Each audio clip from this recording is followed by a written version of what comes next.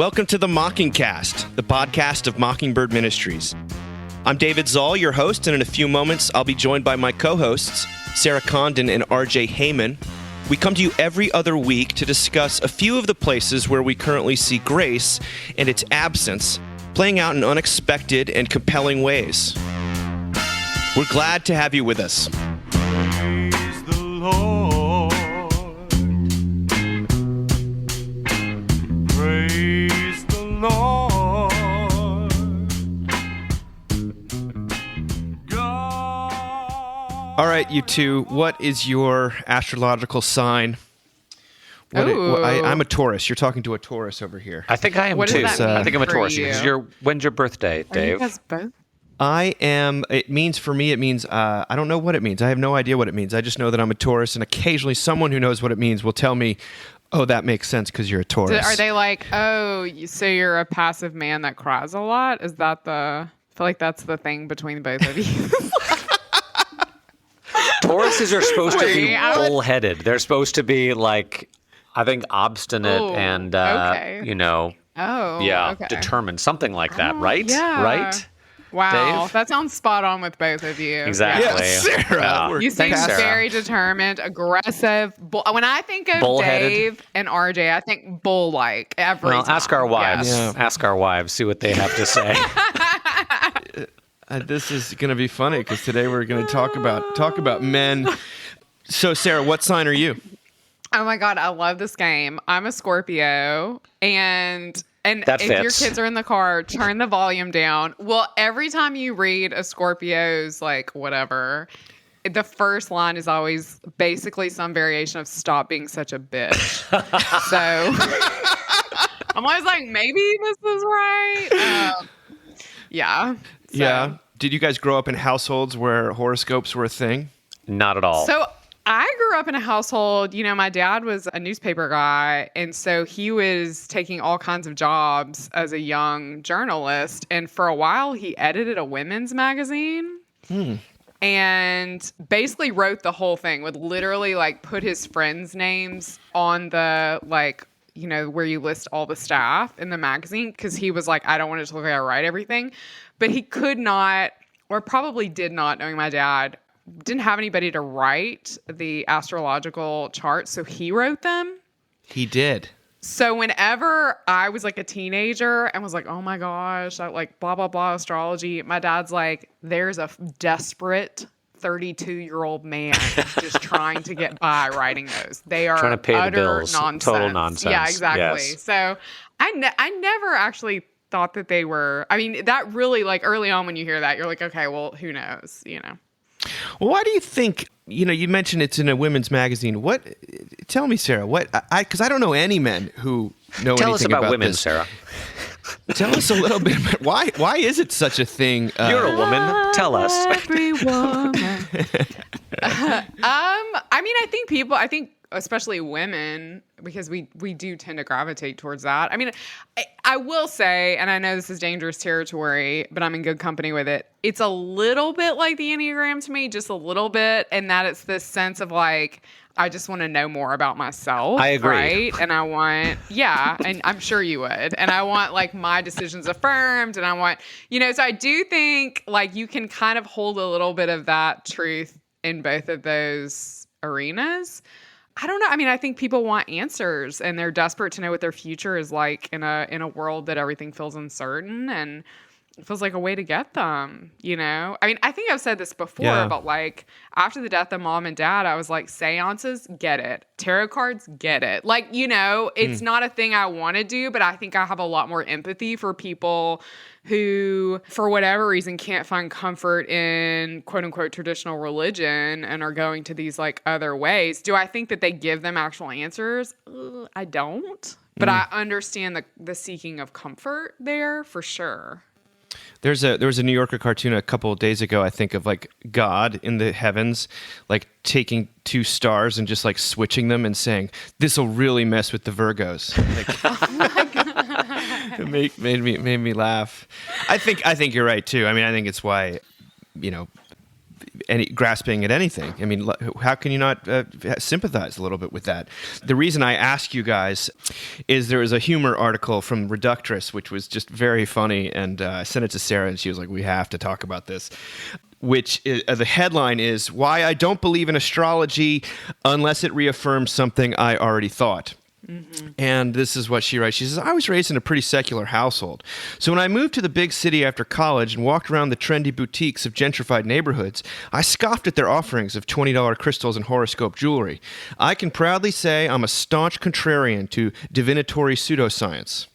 Unless I happen to browse an astrology reading that aligns with something I already believe or validates a part of my existence. Yeah.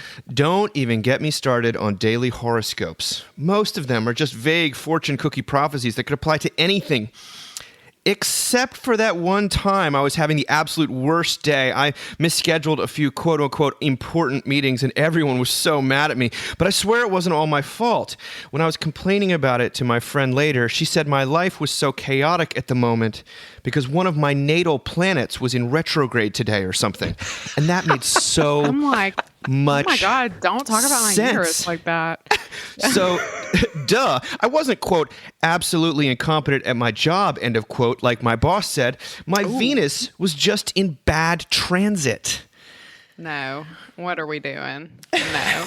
We can't. We can't be doing go, RJ. I think 'cause I've talked that's a lot. exactly Go. right. Like what I wanted to say was that we want to believe, or we think we want to believe, that we're in control of everything and control of our lives, that we kind of are, masters of our fate and captains of our ships, until we live life and we recognize that it's fundamentally out of control. And then there's something incredibly comforting about thinking that we actually are just like little things in the universe that are subject to forces that are beyond our control. We think we want to be in control until we live life. And it's like, no, wait. I'd rather actually, it's more comforting to believe that I'm a victim of things beyond my control. Right?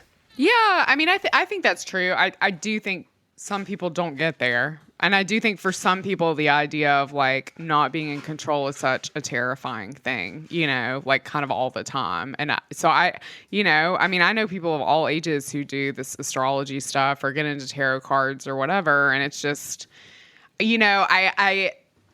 there's so much, it's so funny. There is so much I could say about my dad, but I was thinking about the fortune cookie thing because we ate so much Chinese takeout. And, there's classic jokes people do with fortune cookies, but every time my dad would get a fortune cookie in a Chinese restaurant, he would lean back in a chair very loudly and say, look like he was reading it, and say, when you die, not a soul will mourn your passing. I keep getting that one. Just loud enough for everyone in the restaurant to hear him. Yeah. That is really funny. That's sort of a window into your dad's humor, too. He was... Yeah. I mean, so it's really, but again, that was like a really beautiful thing as a kid to be given because it's like, I don't know. It means that we can't take this stuff, this prediction stuff and all this kind of, I don't know, we can't take it too seriously. Yeah. Well, speaking of like sort of lives being out of control and sort of what's going on. What is going on with the two of you? We haven't done our check-in. We did a cold open this time, you guys, like they do on HBO. What's going on in Heyman world in Condon land? Garjay, you go first. What's going on in Heyman land? A lot. I would say things continue to feel a little bit heavy these days. There's a lot of people in our sphere, in our church, in our personal life, who are just going through some difficult things, health challenges, strokes, mental illness, all sort of stuff. So it just feels, I'll be honest with you, it feels like a lot to carry right now, and I think also, just to continue to adjust to our new normal with one child at home, which is lovely, and Marshall continuing to adjust to being an only child. And yeah, so things are objectively good, I think. But yeah, it just seems like a lot of people in our circle are having a tough time. And that weighs on me a little bit. I want to take good care of them, I'm glad it weighs on you that you're not totally indifferent to it at this point, as most Tauruses would be, as we all know. Exactly. Just buck up and you've done a bowl lot through. of self-work on your sign. Yeah, exactly. What about you, Sarah? Oh my gosh. We're good. Like kids are settling into schools, which is great. It's a very different, environments for them. Their dad's not in charge, and so they don't get to like run the joint. And so I think that's been really good for them and frankly good for me to have like a lot of sort of autonomy and, get to volunteer when I want to. And I don't know, I feel like we're settling in, which is great. And I feel like it's kind of the speed with which it's happened is sort of like one more sign that this is definitely where we needed to be called to. So that's Wow. good. It's really good. That's got to be what's the update on the stage mom craft? Oh my gosh. I mean, I'm even more invested. I'm now on the fundraising committee. I'm also going to help with makeup. And obviously I go every Tuesday night for 2.5 hours, much to my child's chagrin. Oh God. And I mean, it's great. Like, I love it. I just love, what he says about that group is so beautiful. And I totally remember feeling so he says it's like the one place where there's no judgment, like with theater kids. That's awesome. Which is like really precious. Yeah. And very different from professional theater. But I love that that's the experience he gets to have. Professional theater is nonstop feedback and criticism, right? I mean, it's like judgment. Yeah. So enjoy this. Don't do it later is my advice. So yeah.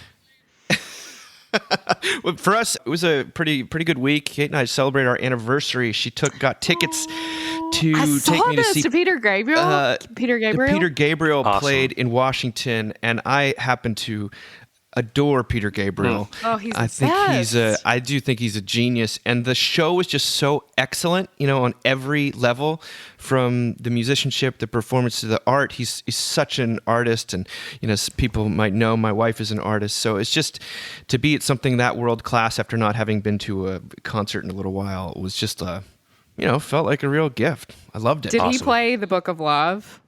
He didn't do that. I mean, he played "Don't That's Give like Up." my favorite song. Don't give up. He played, and that was insane.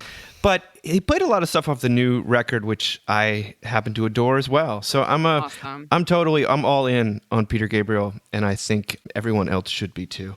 It was like a life affirming event, and sort of to be exposed to that degree of thoughtfulness and ingenuity, and just.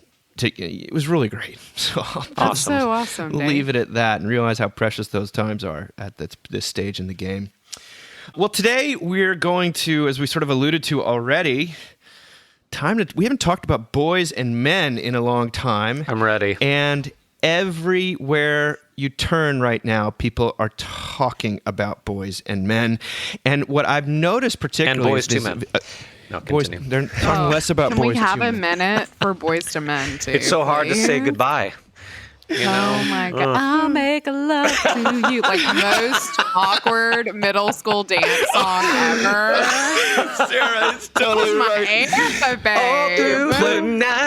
babe. Mississippi Public School. Come on now. People got pregnant. Gosh. You know? That's right. Okay, But what about sorry. that one guy with the cane and the deep voice? I mean, that was he really They really hit it. he was really turning some heads at that Motown that Philly. stage. Yes. Motown Yes. Philly. That was just Well, on that note, Back to boys and men. Got it. we have not come Back to to the boys end and of the men. road. We have not come to the end of the road. Yeah, but so what's interesting is there seems to be a growing consensus that boys and men are suffering and they're in trouble sort of in an acute and particular way. And what I've noticed was this past summer and then into the fall, there's more and more women writing about this. Like, in fact, the two articles we're going to talk about today are long think pieces from ladies about what is going on with men. How do we deal with this? And, in fact, this past week, there was just yet another thing about college admissions and how the thumb has got to be on the scale to get more boys into school. And it's over and over again, we're hearing about this. And RJ is one of 4 boys. If you know, I'm one of 3 boys. I have 3 boys. RJ has 3 boys. Sarah is raising a boy and married to one. And I think I'm just fascinated to hear what you guys have to say. And it's uncomfortable. I think part of what we're going to talk about is just how uncomfortable it is to talk about this subject without defaulting to kind of various scripts. RJ, I can notice him squirming as we speak. Do you want to preface this with anything? I've got a story. I could tell. Yeah. Okay. We got an email. Before we read. Got an email on Monday afternoon from Marshall's first grade teacher letting us know that he'd gone to the bathroom like 10 times on Monday and just wanted to make sure that everything was physically okay. So Jamie took him to the doctor Tuesday morning, and the doctor said, yes, everything is fine. But is he getting enough time to kind of, be physically active during the school day? And we shared his first grade schedule, which is about, he's in school for 7 hours, and I think they've got a 25-minute recess period, something like that, which we know this. We know that this is true, and we worked with this teacher last year. True everywhere. And his doctor literally said, she was like, would you like me to write a letter to the school, to the teacher, letting them know that he needs more time to run around because he's physically fine, but maybe he just needs to get up and take a walk, for God's sake. So it's real. And I'm sure if you've seen, we've talked about Raising Cain before, that PBS documentary, but it's hard out there for first grade boys who can't sit still. And have to do endless, meaningless worksheets, and are not allowed to talk about death. I will also say our wonderful new director of children's and youth ministry, we're going through the Storymakers Exodus series. The boys, our upper elementary boys, third, first, fifth graders, were not terribly interested in the midwives. But when we started talking about Pharaoh killing Jews, they got really interested. Really? There might be some death here. There might be some blood. It's like there's a lot of that in the Bible. Yeah. So, all right, that's all I got to say. Dave. Well, this is from Christine Emba, who wrote about this in the Washington Post. It made all of the it was circulated throughout the summer. And I think she's a journalist of some renown at this point. And the title was Men Are Lost, Here's a Map Out of the Wilderness. Because what we're seeing is a shift from not just talking about how men are in trouble, but also what needs to be done. The much more risky part is talking about sort of, something prescriptive. She said that she's noticed a curdling in some of the men around her, that they struggle to relate to women, that they just don't have enough friends. We've talked about that before. They lacked long-term goals. Some guys I knew just quietly disappeared, subsumed into video games and porn, and sucked into the alt-right manosphere. It felt like a widespread identity crisis, as if they didn't know how to be. Then she sort of traces the historical part of it. She says, worrying about the state of our men is an American tradition, but today's problems are real and well documented. Deindustrialization, automation, free trade, and peacetime have shifted the labor market dramatically, and not in men's favor. The need for physical labor has declined, while soft skills and academic credentials are increasingly rewarded.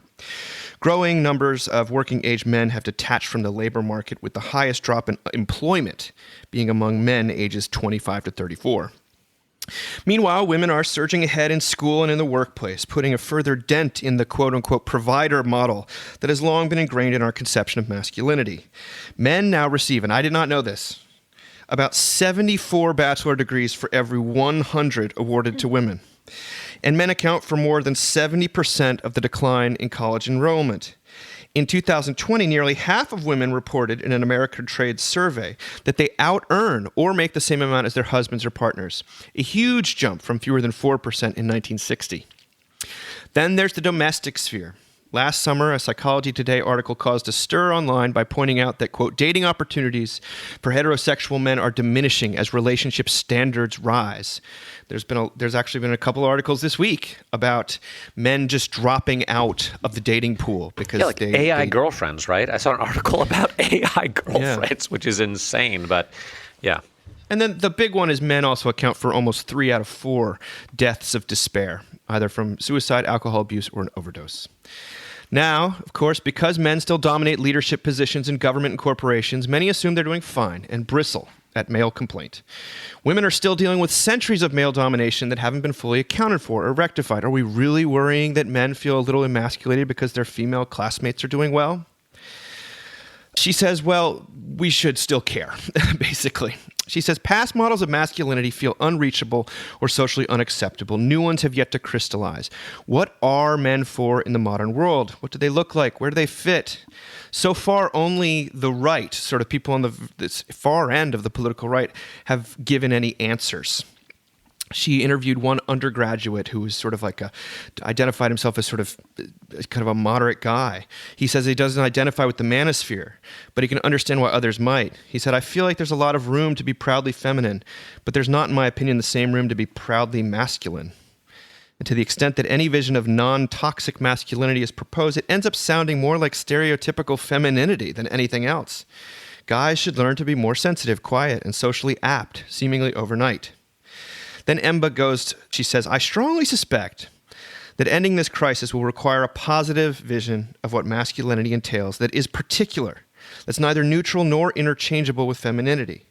And still, I find myself reluctant to fully articulate one. So before we go into there's a lot more that I'm going to read. What do you guys think about this? I see this in my own children. I do see the school system as it's all of my kids' teachers are women, and all the administrators seem to be women, and there does seem to be a lack of prioritization of things like physical movement. And we've all had these. I've had these calls from all my boys about them being rambunctious or too rambunctious. Yeah. But is this made up? What's up? Yeah, I mean, I remember just saying to Josh one day, like, I wish schools would just put a sign up that says, like, we're great for well-behaved girls, because it would just be easier, to be like, that's not going to work for my kid. Yeah. I mean, it's an interesting, right, like, thing to walk into as a woman, because part of me is pretty vindictive when I hear this, and it's like, yeah, well, you've run the show for a long time. Suck it up, like I mean, I'm just going to be honest with you. Like, that's not my whole feeling. I don't lack empathy, but it's like when I think about the years of oppression as a woman, I'm like, yeah, okay. Like there were housewives that opened up ovens and stuck their whole head in. Like, yeah, it sucks to feel like you don't have a purpose. That is a very difficult thing, to feel like you don't have a purpose. I do love her compassion that she's like, it is easy to slip in that space as a woman where it's like, okay, and yeah, this is something we should care deeply about, because we do have sons, and I have a husband and fathers, and I would say what really kind of has shifted my perspective on this, and I've talked about this book before, but Terrence Reel's I Don't Want to Talk About It, about masculinity and depression and rage. It's changed the way I see men. Just an example, the other day I went to Goodwill and I was parked.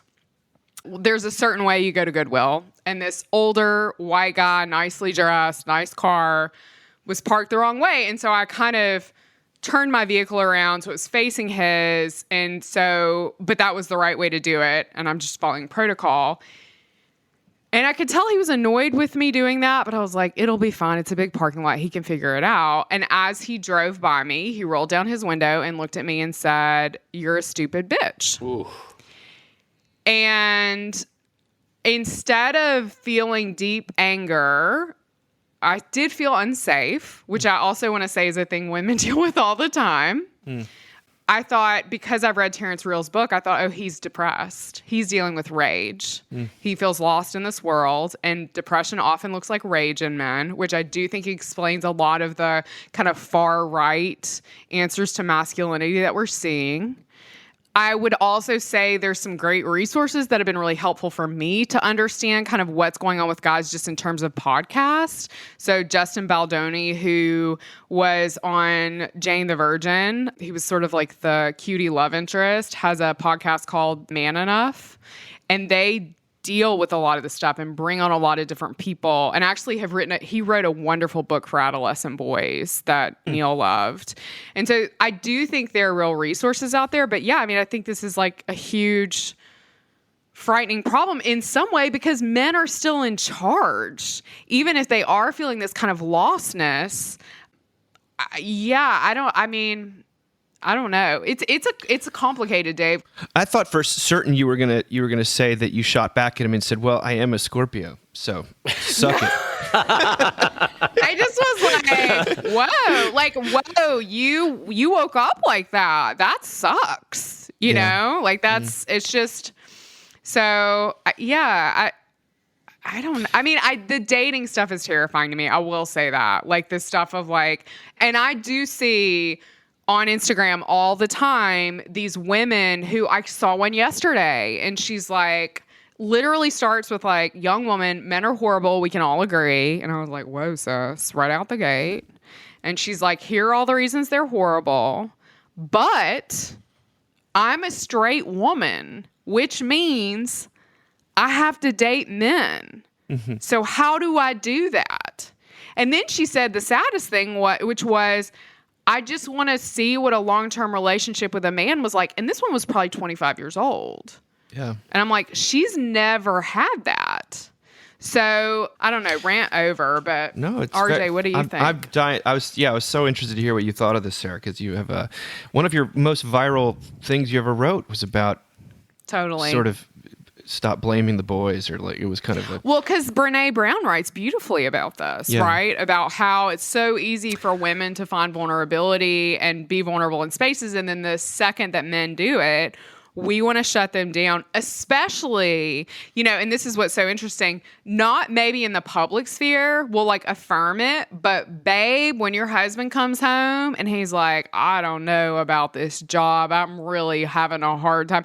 That's when it's in our homes, it's in our kitchens, get it out where of here. We will shut down the vulnerability of our husbands and our sons. And that's particularly dangerous if you're talking about a sense of despair.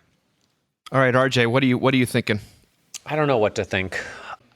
I'll first of all say that I've said this before, like one of the highlights of my week every week is leading my Thursday morning men's group, which is like 20 guys. And it's just so fun, you know, and we study the Bible and we talk about real things. And I think there's a level of, I think, camaraderie and vulnerability and just love there that is really, really wonderful and rare. And I'm sort of surprised by that, because there was definitely a time in my life, my younger life, when I was pretty, like, men kind of scared me.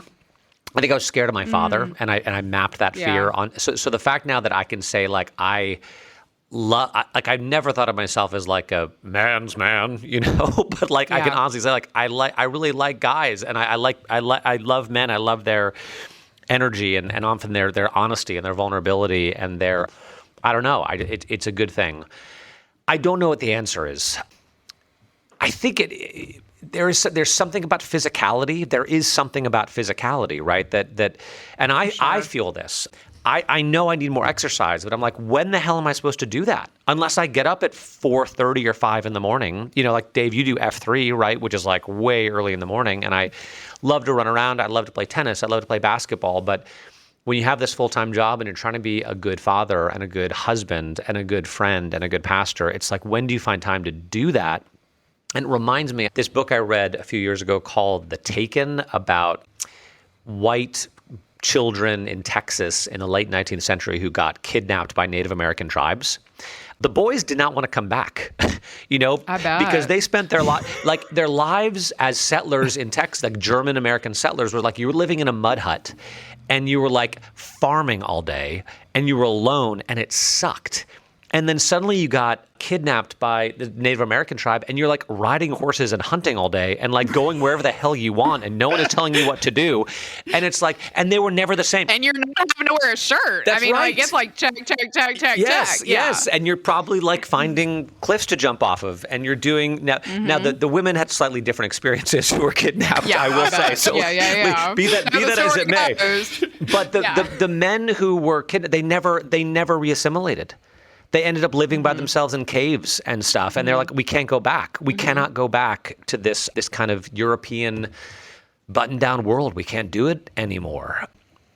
So I don't know what the answer is, but I do know that men are starved for spaces where they can just kind of feel comfortable being themselves and telling the truth and being slightly, in always mostly appropriate ways, being a little bit off color. You know what I mean? Like, no, we're not talking like, locker room talk or whatever. Like, I don't want to, bring shadows of that back in. But just the freedom to feel like they don't have to be perfect all the time. And I'm sure women feel exactly the same way, right? Like just this pressure to do everything right all the time and to always, I don't know. Yeah, I mean, totally. And female-only spaces are like super important for my mental health, Yes, right? Like, and I yes. think they're super. I mean, it's part of the reason our son is. Hear me out. Not in Scouts because we're trying to do the Eagle thing because we've been trying to find a troop, and there were people who were like, "Well, if he does this, this is like a machine that pushes out eagles." And I was like, "Not for us. We need the chill one. That's nice." And just because I think he needs to be in male-only spaces, like that's super important for him. And it's funny to me that men are always like the ones that we talk about, like, oh, like off color or whatever when they get together. Women are just as trashy Totally. in their own Yes, way. thank you. Thank and we you. derive great joy from Yes, that. You know what I thank you. mean? Yes. Like, I love when my But it friends feels send me less these dangerous. memes that Women doing it feels less dangerous. it's meaner. It's meaner, yes, but it's less dangerous. But you know, when we'll send each other a Meaner, but text less that's like, dangerous. yeah, that'll say, you know, oh my God, do you have 5 minutes? I need to complain about something. That is my favorite text to get one of my friends, you know, from one of my friends. So I think those spaces are like important for us. I don't want men in every space. Yeah, I mean, it's a lot of it. There's a cultural ambivalence about saying that men and women are very different, and like, Right, so if totally. you can't say that, well, then if there's no difference, then they should all just be together all the time, and that's just blatantly not true. And no one Until you have experiences children. Until you life actually that have way, yeah. children, and then you're like, oh, wait, maybe there's something to this. Maybe kids just sort of come out the way they come out, and I have a lot less Yeah. control than, you know.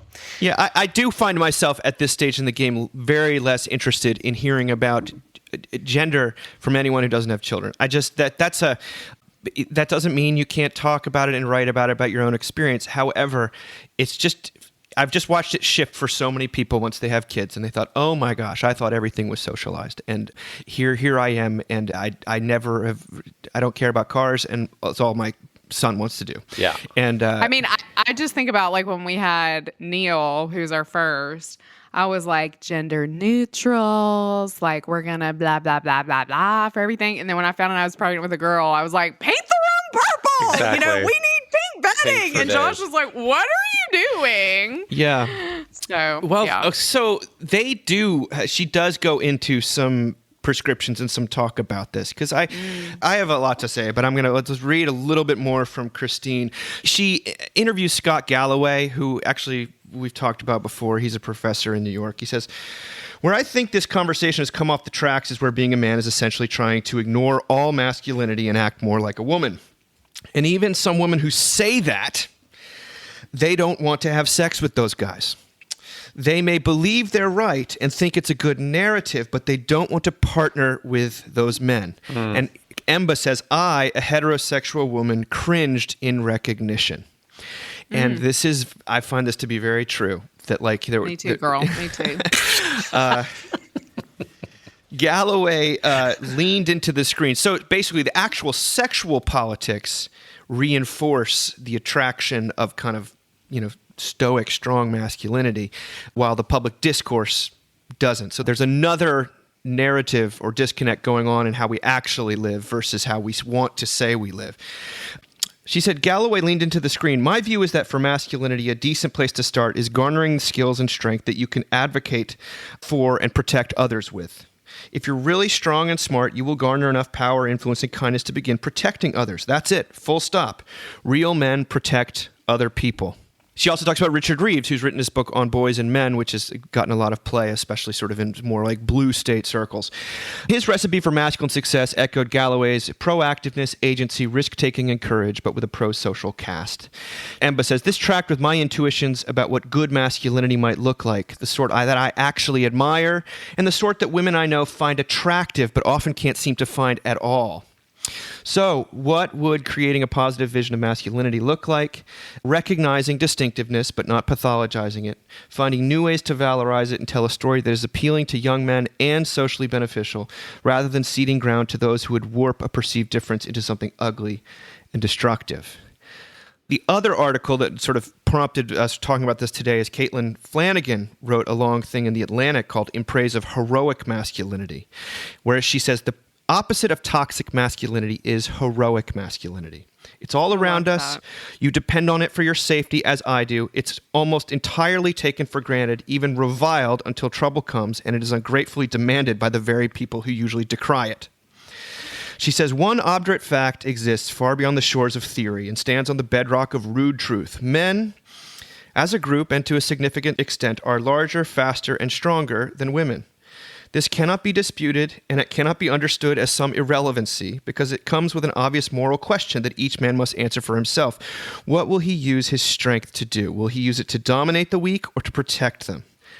I like this. I think they're really trying. These are two women who are kind of self-described, career-driven, ambitious, feminist women who are saying, and yet there's something that we actually find attractive about men that is distinctive and has something to do with protection, heroicism, and yes, providing. I would add the word sacrifice in there. I think that that's a very attractive male quality. When they all say, well, to say this means you're saying that women aren't heroic. He's like, no, that's not what we're saying. However, for me, I have to punt back a little bit to Taylor Swift, because you watch the footage of these concerts, and while there is a lot of disdain for men and the sort of, stomp the patriarchy type of stuff, Taylor's songs are almost all about how much she loves men. Like she had a good dad, and she doesn't just love men, she desires men. Part, I think, of the appeal is this vast, unspoken thing to say, actually, I'm yearning for a good man, and there's a lot of women out there who are yearning for the same thing. And I find that to be interesting. I mean, I'm of the sort of, I guess, the low anthropology perspective that I think that human beings need each other, that we're not self-sufficient. And I think that when that high anthropology gets translated into the gender realm, it usually looks like women don't need men and men don't need women. And I don't think that's true. I think that we not only need one another, I think men certainly need women. Yes. I'm a person who's 100%. pretty ambivalent. I mean, I've come to rely on all male spaces, but in terms of my own peers, the way that I'll just going to say it, the way that golf and sports dominate everything, and usually those are ways to, I think they often coded ways to get away from women. But finance is a little bit that way too, especially in the sort of academic realm or the college realm. So I don't identify with that as a 44-year-old man, but it seems to consume the vast majority of my peers. Not all, but vast majority of my peers. And so I feel like I'm an outlier in not being into those things. And then I see them as scripts that are almost like desperately clung to because that's all people know. And it isn't to say you can't be genuinely interested in golf or sports. Or hunting. You keep leaving the one out. Yeah, well, the southeastern section of the United States. Yeah, that's the hardest for me to even talk about because I just have no experience with it. And so I'm ambivalent about middle-aged men. I think they're largely to blame for this crisis. I think that and the insecurity and the inability to kind of not surrender or run away in every significant way to the golf course. I blame men for that mostly. And yet I also think one of the things that both of these women identify, and that's equally inconvenient, and it's very hard to talk about, especially on the left, because people are so uncomfortable with ever wanting to shame single moms, is that the lack of fathers plays a huge role in sort of the cultivation of positive masculinity. A lot of the stuff on the far right is guys looking for substitute dads. They haven't had them. And it boils down to dads sticking around. And the prediction for your son's future is correlated way too tightly and inconveniently to the presence of a male role model. And it's not to say that somehow single moms they're doing the best they can. However, the way that men have sort of bail on these responsibilities, I find to be deeply distressing. So that's, and I want to talk about this theologically a little bit too, but do you guys have any response to? I got some response. First of all, another shout out to Boy Scouts for any single moms that listen. I know that has been such a beautiful space for a lot of single mothers in my life to literally, just drop your kid off and not have to worry about them, but also to be around really positive male influences in their life. So and there are spaces that, there's the Boys and Girls Club, like there's spaces that have accessibility to that. And I thank God for those spaces. Do I think they replace having a dad around? No, but I thank God for those spaces. You know, one thing that I often think of in working in the church, the broader church, that's fascinating to me. You know, I have a lot of women that come to me because of this podcast or whatever, who have grown up in denominations that are really hard on women, where they've suffered, you know, abuse and been told to still be faithful, where, you know, their sort of appearance has been moralized since they were children. And I'm always like fascinated / horrified by this way of being in the church, because these are also the churches that talk about protection of women so much, right? Like they talk about gender in these more far right circles, and they are really bad at it. Like I always wonder, like, what would happen if they actually protected women? Like how remarkable would that be? And I don't mean they have to ordain them. Hear me. I'm not saying that. I'm just saying, wouldn't it be interesting if they really meant it, you know? And in fact, I had a conversation with a gentleman who was on a bishop's staff, because I knew of a clergy person who they were talking about calling, who had a track record of abusive behavior with women. And this was a more kind of conservative diocese. And I called and I said, look, you know, I don't know about y'all calling this guy. And the gentleman I talked to the phone was like, well, you know, this bishop really likes to take care of, you know, broken toys. And I said, yeah, but y'all are so conservative and you're always talking about the protection of women in conservative Christianity, and you're not doing it at all right now. Like, walk me through this, you know? And I want it on a file that I said this. And they did not end up, and I have no idea if it was me or something else, but they did not end up calling him. And, you know, so I do, and that's in my tradition. So I do want to say the Episcopal Church is not immune to this at all. But I do wonder that, like, as a Christian, I'm like, what would that look like, though, if those churches that are like, we want to protect women, like, truly protected them, protected their ability to look like they want, to say what they want, protected their ability, you know, to find safety when they're in abusive marriages? Like, wouldn't that be incredible? Yeah. In my own mind, I'm just coming full circle. Like, I'm thinking about Marshall, and I'm thinking about, you know, if he can't sit still for 7 hours a day, why is it that the upper middle class vision of masculinity is basically that you would go to and sit in an office and kind of be sedentary, like 8 or 9, 10 hours a day, and then you're expected to come home and be emotionally present, sit still more, right? Help with homework, put the kids to bed, help with dinner, like do all this sort of stuff. And I just wonder if that's why guys become alcoholics. That's why they 100%. get depressed. That's why they, you know, because we're not designed to do that. And I do sort of wonder, like, then I thought, well, what about guys who live in who work in more physically demanding professions? Like, I wonder if they're more mentally healthy. You know, guys who are doing landscaping or construction or something physical where there's camaraderie and maybe there's physical exhaustion, but there's also more mental resources to actually be present for your family and not have to go play golf all weekend. You know, I mean, I just want to cut in and say real quick, the most healthy man I know with the most group of friends who seems happy as a lark every time I'm around him is my uncle who's a farmer. Yeah. So I'm like, I'm thinking about my own life, like, how would the lives of men who have office jobs then be different if they said, you know what, I think the best school I ever went to, the best school my boys ever went to for boys was an all-boys school in New York City, which we just loved. And they would go to class from like 8 in the morning till about 12:30, 1 o'clock, and then they could play sports for 2 or 3 hours every afternoon. And then they would come home and like they were ready to sit down and do homework. You know what I mean? Because I think that school understood that boys could only sit still for about 4 or 5 hours a day before they went crazy.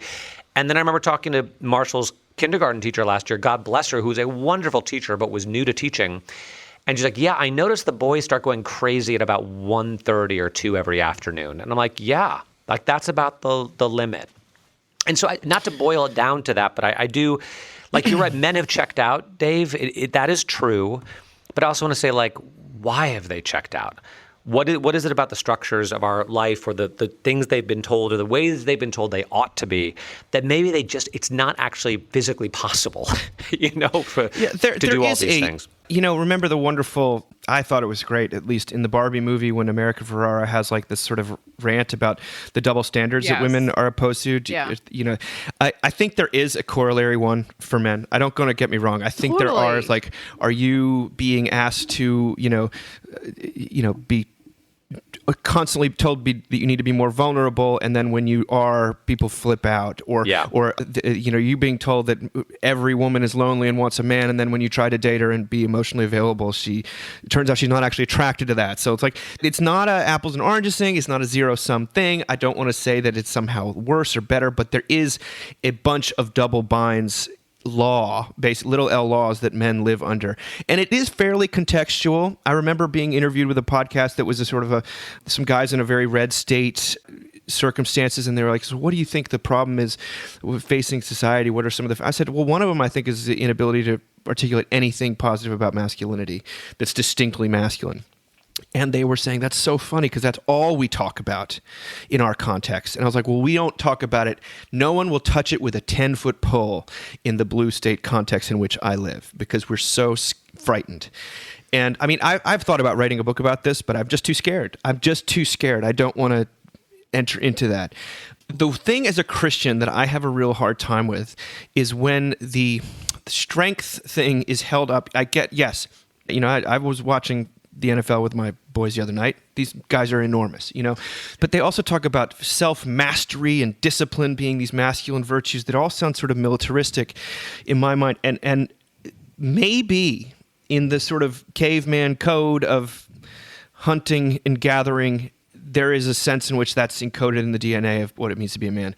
But as a Christian who follows Jesus, I think it's strength and weakness. I do think Jesus gives up strength. Maybe that's the form of protection. But I also think this idea that we just need to be the masters of ourselves and kind of not need anyone and everyone need us, like that to me that just conflicts with a vision of the faith that I think it means to be and repentant violence. And dependent violence. And I find it to be much more courageous when I watch people give up or sort of surrender. If people haven't seen Hacksaw Ridge recently, watch that. Holy moly.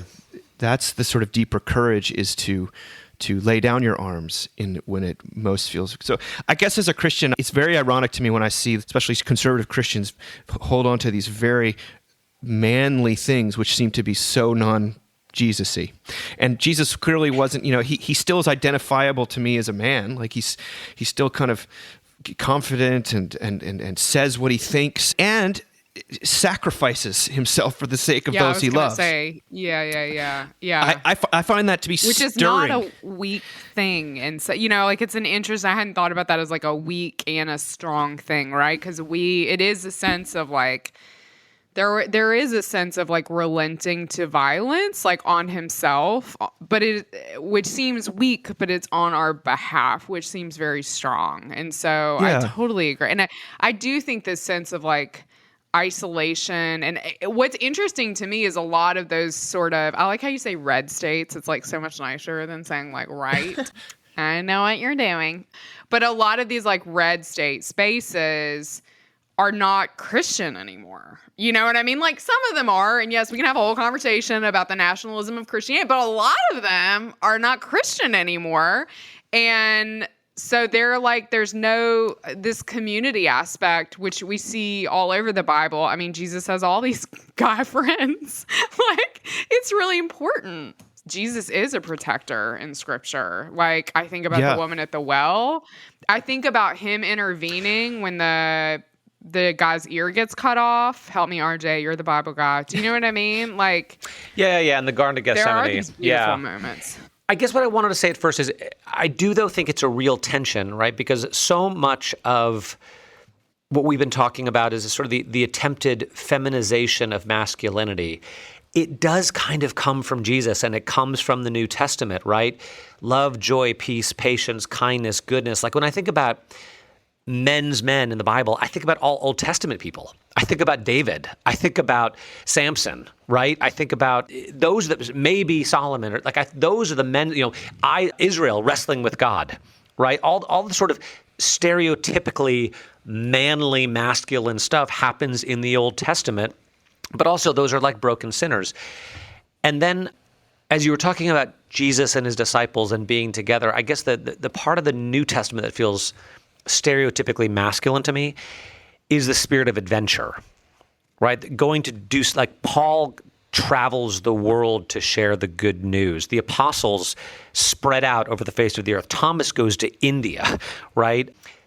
Maybe that's where I can connect with with my own thirst as a man. Like I do have this thirst to go places, to go on adventure, to travel, to take risks.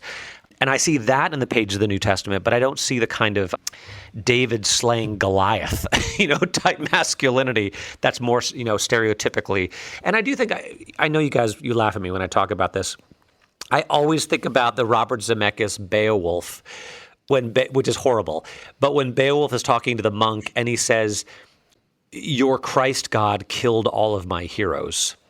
And there's something true about that the vision of heroism that Jesus brings is not the Beowulf vision. It's not slaying the monster. It's not slaying the dragon, right? It's being killed yourself.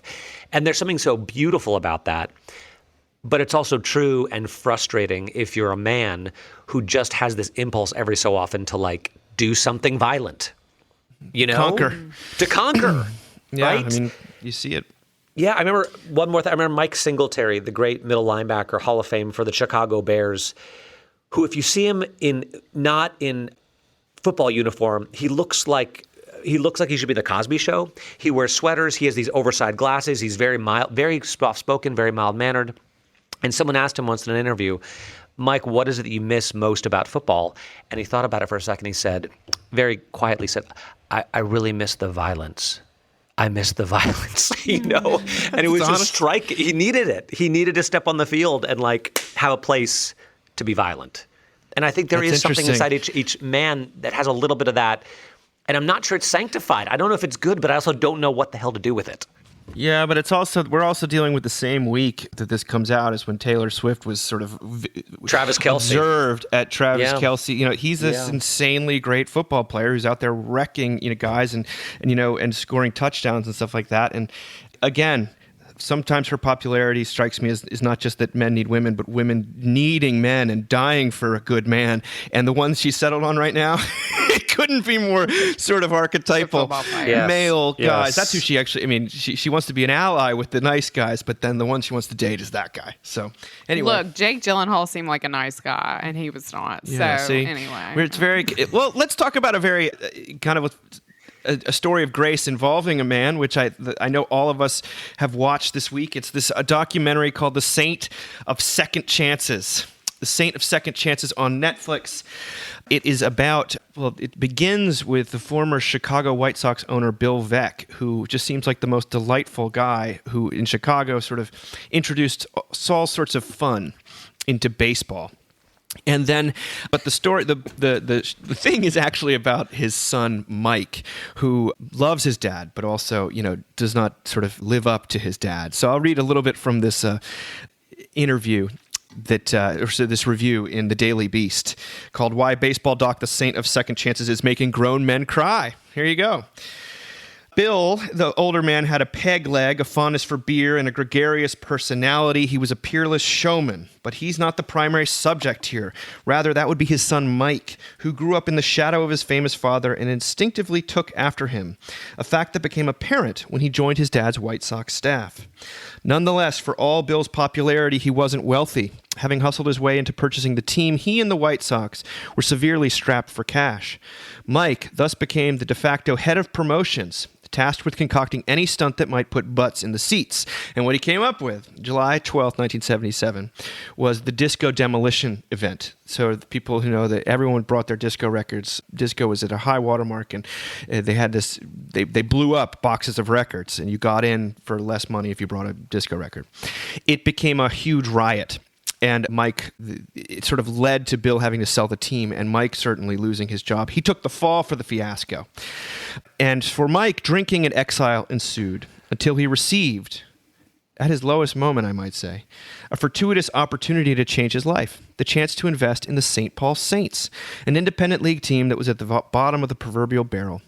With the support of his wife, Libby, who's, by the way, amazing, Mike took his shot with the enthusiasm and creativity he'd inherited from his Pied Piper dad, employing every and any trick in the book. Hot tubs in the outfield, pigs that delivered the balls to umpires, a disgraced nun giving massages to fans to raise attendance. That's the best. Part circus, part party, the Saints, which were co-owned by Bill Murray, were an outgrowth of Mike's anything-goes personality and quickly became a phenomenon. Well, there's a story in there there's a lot of stories in this insanely beautiful documentary, but one of them is that Mike really made baseball fun, and in order to do that, he wanted to redeem the broken, the discarded, and the disgraced. They said, this is where you went to the St. Paul Saints when you needed your fourth, second chance. And this sort of tendency peaked when he gave the blacklisted Darryl Strawberry, one of my childhood heroes, a spot in his lineup alongside Super Dave Stevens with no legs. So good. It's so good. It's so good. And they're one of them is standing and one of them is sort of standing and they're there together and you're just like, oh my God, this is like a vision of heaven. What is this? Dave Stevens is a player who literally is a legless baseball player. He becomes friends with Darryl Strawberry, and Darryl Strawberry says, this man, he was only in the documentary, Darryl, because he knew Dave was going to be in the documentary. And oh my God. It redeemed, he said, I finally got my love of the game back. Remember his nickname for him when they're talking in the outfield? He says, what would your nickname for me be? And Darryl says, Stud. And he goes, wait, he says Stub or Stud? He goes, no, Stud. Well, let's talk about it. What do you guys think of this insanely great documentary? I mean, I do want to say men are not the only people that have complicated relationships with their fathers. And so it was interesting to me to think about being this sort of whimsical progeny of someone who you just wanted to impress, right? So I actually did a little research because I was like, his dad had a peg leg. Like, where did that? Of course, it's a military injury. Of course it is, you know? And he actually had an ashtray installed on his peg leg for convenience sake. So if you can imagine growing up with a dad who was that much of a hard ass, you know what I mean? And to sort of like find your way through that, to also like have this moment where Mike does this crazy thing and to try to get people in and it goes south so quickly. And I mean, they talked about how he broke his dad's heart and then to still try to find a way together. Like, I don't know. It was just so moving to me. I loved it. I mean, we cried from beginning to end. I'm on serious antidepressants, so crying is like a whole feat for me. You know what I mean? Like, it takes work. And I was like, oh my God, I needed this. This was so beautiful, you know? And Mike and his wife do face, I don't want to give it away, but death in a very real way. And the way that they like graciously navigated that, and also his wife sitting him down and essentially saying, you're working too much, right? You're missing these children growing up. And him letting go was just so moving. It was just absolutely incredible. Yeah. I mean, when he's about to not sign Darryl Strawberry, who's been turned down by something like 200 teams, and his wife basically says, if you don't give this guy a 50th chance or whatever, you are not worthy of who you are. And he sort of turned. He's like, she was absolutely right. Like, I've needed 200 second chances myself. So he goes ahead and he does it. The bad idea, frequently, the bad idea is the good idea. And I mean, this wife, by the way, Libby, who somehow sees something in him when he is at his absolute lowest. It's talk about the kind of what a man is dying to have happen in his life is this woman believe in him when he, quote unquote, doesn't believe in himself. And it's over the top. He hires a female pitcher who's only ever been booed for, and she says, you know, it took me a long time to get used to people not booing for me. And you're just like, what am I? Legless fielders. There's a nun who had been thrown out of her convent who says that she imagines massaging the body of Christ. when she's giving massages to people, and Micah simply is like, "Oh yeah, she was the goods." RJ, what was your response?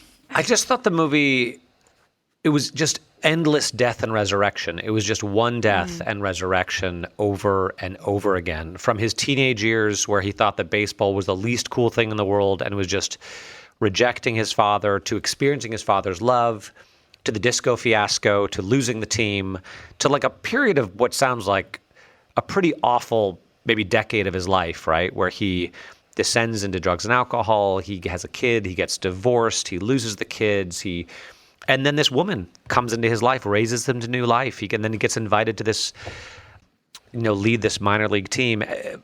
But I did find maybe the most affecting was when he gets back in the majors, he achieves the dream. 20 years later, he's invited back in.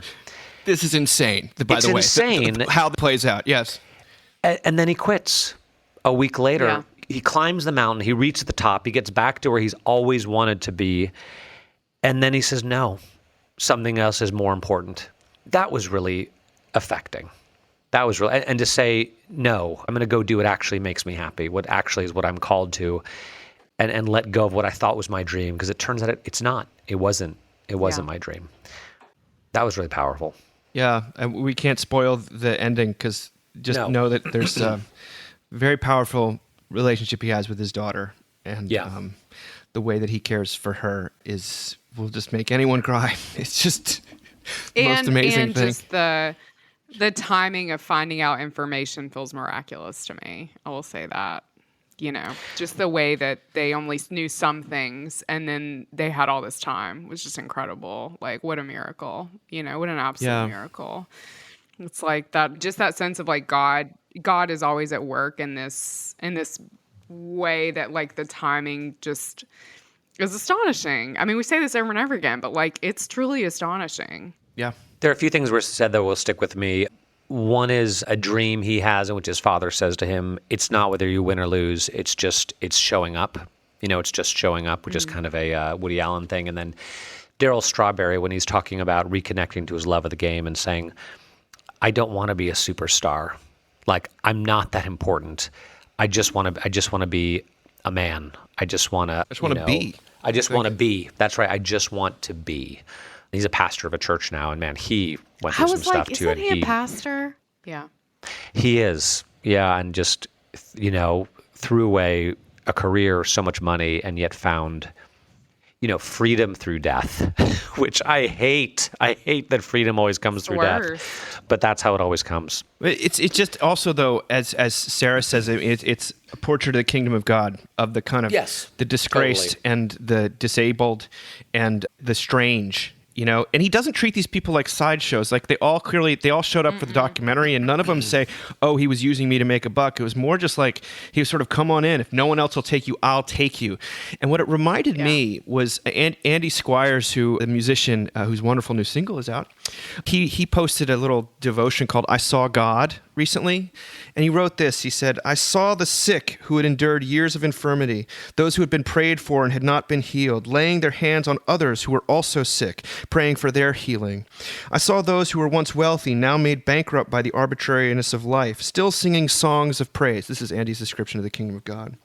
"I saw those with imperfect doctrine, overcome with the pleasure of knowing Christ. I saw those with no victories to speak of, boasting Christ as their victory. I saw those working to construct their theology with fear and trembling, under a great weight of humility, presuming themselves to be in error, trusting that Christ would forgive their inaccuracy. I saw poor saints giving money to those in need while still waiting for God to provide for their own needs. I saw those with the greatest revelations of God refrain from being condescending on social media. I saw cessationists announcing a move of the Holy Spirit. I saw Catholics serving the Eucharist to everyone who came to the table. I saw Pentecostals whispering softly. I saw evangelicals preaching a wonder-filled soteriology. I saw the wise and the strong find God in foolishness and weakness. I saw a church among whom no miracles had ever happened not capitulate to unbelief. not give up on the possibility of a miracle happening. I saw the misunderstood, the maligned, and the unjustly judged, listening and offering grace and wisdom to those whose prejudice they had endured. I saw a woman with a lifetime's worth of disappointment offer it to God, whispering, "You are worth it all." I saw a man, a born loser, who had never achieved any culminating deed that would make his life make sense, confess, "Not my will, but yours, Lord." I saw a widow bring provision for many. I saw Christ, the one God among many who would rather himself be devoured than to devour. I saw God among the absurd and ironic in what made no sense to the conventional wisdom of my expectations. I saw the St. Paul saints is what he saw. I think that's sort of what he saw.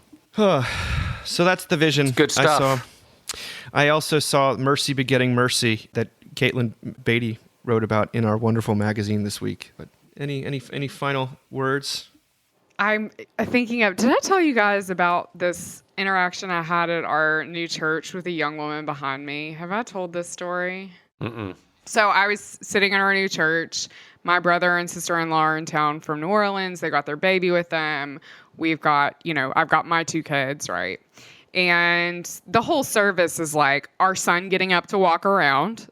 My nephew definitely he's 3 months old and he needed to, basically be bounced around in the entryway. All of these, there was a lot of movement. And this young woman behind me, after the church was over, she said, "Your family is so beautiful. You guys are so close."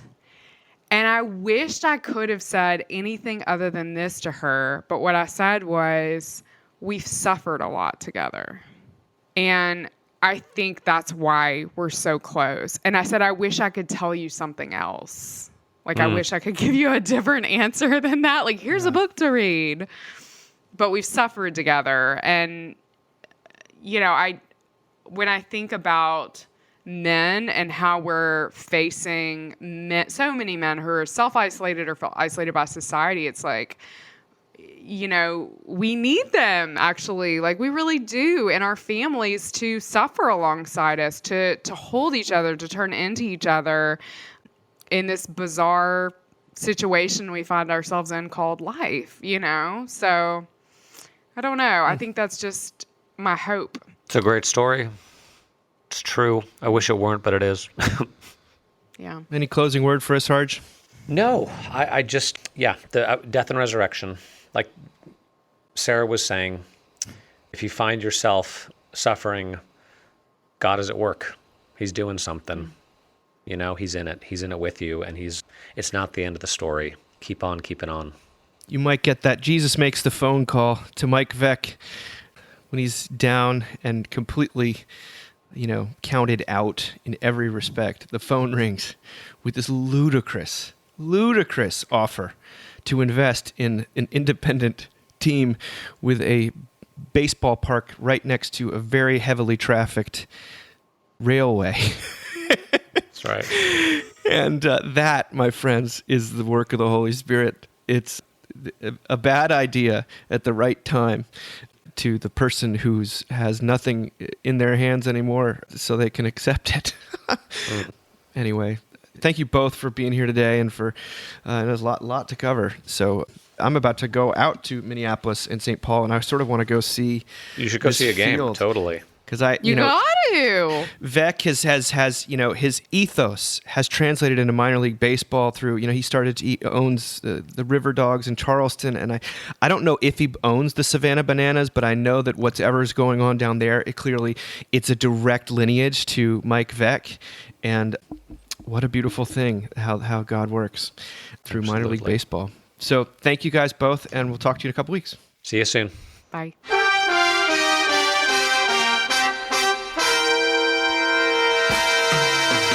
Thank you for listening. Remember, you can find us on the web at www.mbird.com. And we'd always love to hear from you at info@mbird.com. Audio production for the Mockingcast is provided by TJ Hester. And if you like what you've heard, please drop over to iTunes and leave us a rating or review. Until next time. Praise the Lord. Praise